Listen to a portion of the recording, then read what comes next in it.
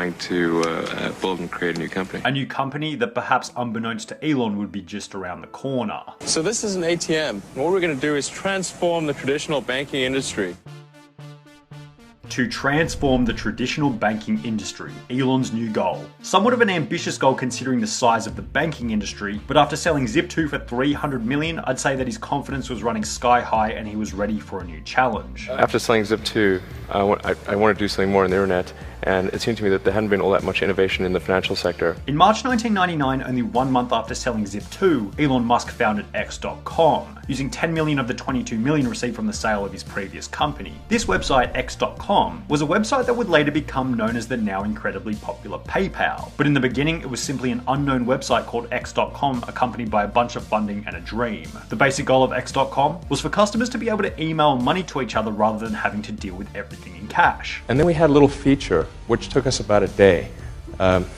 That was the ability to email money from one customer to another. A feature that was relatively unknown at the time. But perhaps the moral or most significant element of Elon's second company was highlighting the fact that the second business is always easier than the first. Elon had acquired an array of business experience following Zip2, ultimately leading to smoother sailing the second time around. He had more money, so no more sleeping on the office couch. He knew how to lead a team of employees, so there was less time wasted on time and wages. But perhaps most significantly, Elon had figured out a new method of growing PayPal faster than he would have ever thought possible. One customer would essentially act as a salesperson for you for bringing in other customers. The general setup of PayPal meant that when a user would send money to their friend, that friend would have to sign up for PayPal and automatically be recruited into the system. So what did this mean? It meant that the more people using PayPal, the faster it would grow. An excellent exponential growth strategy. And it's safe to say that this strategy caused PayPal to absolutely explode. We launched after year 1, and by the end of year 2, we had 1 million customers. So it gives you an it gives you a sense for how fast things grow in this. But like all things in life, it wasn't all sunshine and rainbows. As in October 2000, just 1.5 years after creating the company, Elon Musk was fired as CEO from PayPal, his own company. He went on an investment raising trip, and when he got back, what happened? Well, yeah, so Elon explained that despite marrying his first wife Justine 10 months previously in January 2000, he still hadn't gone on a honeymoon. So he decided to leave Silicon Valley and go away for 2 weeks. Gotten married earlier that year and not had any vacation or honeymoon or anything, so it was kind of a combined financing trip / honeymoon. Yeah. The problem with this? It was at a time when PayPal had multiple major problems underway, causing many key individuals high levels of stress. While Elon was on his holiday, he returned to find that his position as CEO had been replaced by another key individual in the company. There was just a lot of worry, and that caused the management team to decide that I wasn't the right guy to run the company. Not exactly the best scenario for Elon Musk. However, things always seem to work themselves out in the long run for Elon Musk, because in 2002, eBay purchased PayPal for $1.5 billion, with Elon receiving $165 million from the purchase. This whole situation led Elon to patch things up with the former team that fired him as CEO, and good relations with former business partners was exactly what he needed, as his next endeavor beginning in 2003 would be so ambitious that he would need every shroud of good fortune that he could manage.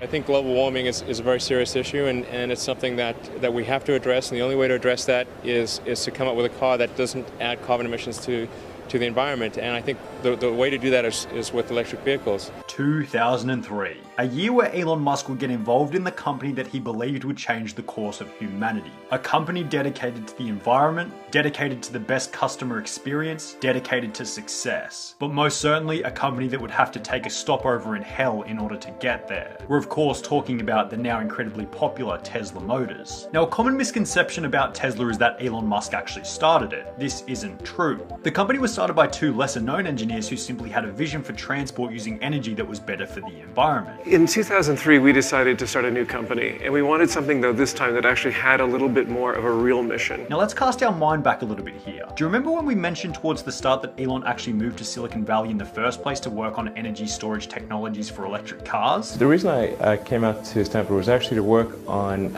energy storage technologies for electric cars. Well, after first moving to Silicon Valley, Elon thought working on an internet company was a better opportunity because of the timing in 1995. I thought, well, I can either work on electric vehicle technology and do my PhD at Stanford and watch the internet get built, or I could put my studies on hold and try to be part of the internet. But by 2003, the internet was significantly more mainstream, and perhaps Elon wanted to come back to his dream of building electric cars. If the big car companies are not going to create electric cars by themselves, then it's necessary to create a startup to do electric cars. For this reason, Elon decided to provide Tesla with $6.5 million worth of funding in February 2004, approximately 8 months after the company was created, ultimately resulting in Elon Musk being appointed as the chairman of the company. Between 2004 and 2008, Elon Musk and the team at Tesla relentlessly worked on producing their first car, the Tesla Roadster, which was unveiled in 2006, 2 years after Elon Musk began involvement in the company. Hello everyone, this is Sebastian Blanco. I'm here for Autoblog Green and Netscape.com. We're at the unveiling of the Tesla Roadster. The car was then released to the market in 2008, incredibly exciting for the company. However, Elon Musk would have never been able to predict how difficult of a year 2008 would end up being for him.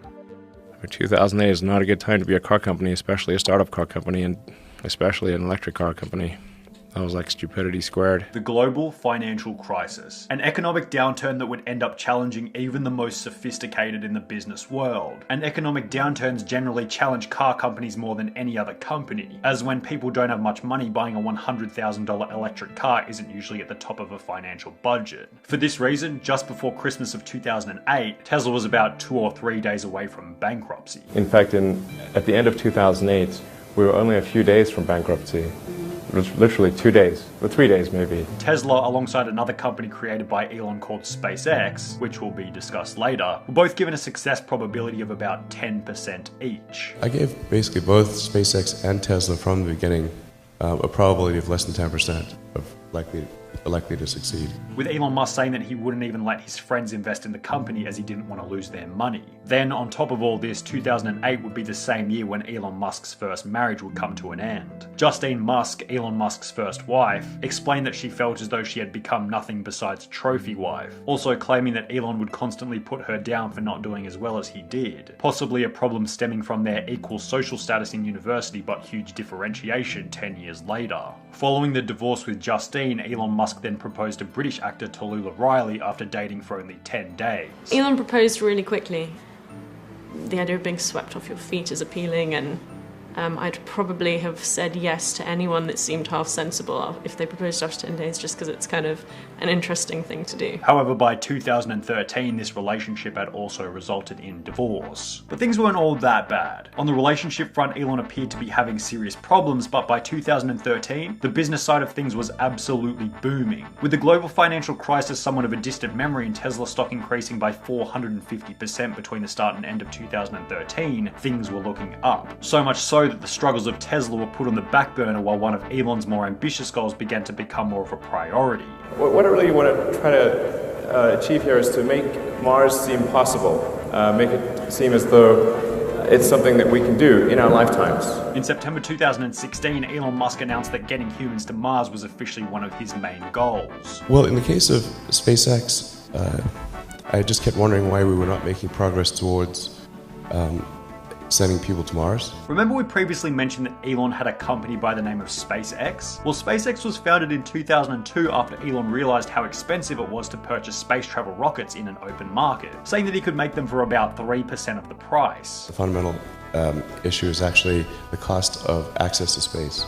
Rockets were super expensive, and the cost per pound or kilogram to orbit had actually gone up over the years, not down. The goal of the company was to make cheap rockets and sell them to both private purchasers as well as the government. Now, while the business side of the company was kind of cool, the ultimate goal for Elon ever since 2001 was way cooler, colonizing Mars, which even has a set date, 2024. After landing humans on Mars in 2024, Elon's next goal is to cut the cost of a Mars trip to the same price as the average US house price, around $200,000, hopefully enticing people to move to Mars permanently. Which is around $200,000, then I think the probability of establishing a self-sustaining civilization is very high. Elon has since passively hinted that getting people to Mars is currently his #1 priority, ultimately displaying his commitment to making life multi-planetary. Does it really make sense for me to spend time designing and building a house, or should I be allocating that time to getting us to Mars? I should probably do the latter.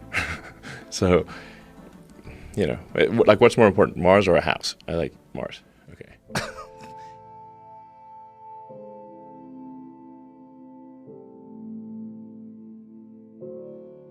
Is coming from a wealthy, well-brought-up background a requirement to make a change in the world? Do you have to conform to the rules of society to be a good human being? Are there limitations for where your imagination can take your reality? Elon Musk doesn't seem to think so. He set the example. Just because you might come from an abusive household in Pretoria, South Africa, doesn't mean you can't restructure the reality that you're living. From a nobody, to a programmer, to an engineer, to a man whose sole mission has become ensuring the future of human existence. And perhaps if you're watching this video in the far future, maybe you're watching this video on autopilot in your electric car, or we've already been to Mars and you're using some kind of futuristic piece of technology that none of us can even conceptualize at the moment. And if that's the case, I want you to remember that all of it started with one individual. An individual who just wanted to make the world a better place. An individual who upon birth wasn't much different to you or I. An individual who put humanity before himself. Elon Musk.